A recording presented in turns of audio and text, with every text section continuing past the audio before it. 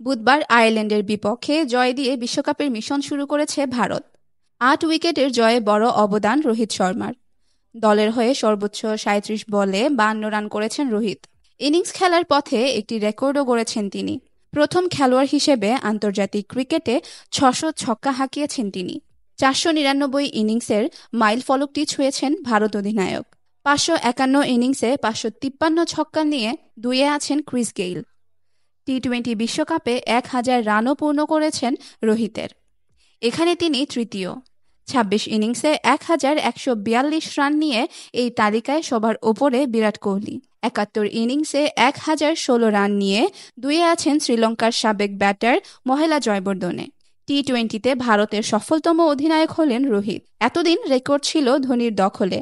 ৭২টি ম্যাচে অধিনায়কত্ব করে তিনি জিতেছেন ৪২টি ম্যাচ।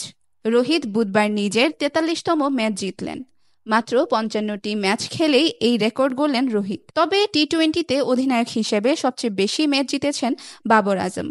৮১টি ম্যাচে ৪৬টি জিতেছেন। উগান্ডার অধিনায়ক ব্রায়ান মাসাবা ৫৭টি ম্যাচের মধ্যে ৪৪টিতে জিতেছেন। ৩ নম্বরে থাকা ইংল্যান্ডের সাবেক অধিনায়ক ওয়েন মর্গান ৭১টি ম্যাচের মধ্যে ৪৪টিতে জিতেছেন। এখানে ৪ নম্বরে রয়েছেন রোহিত।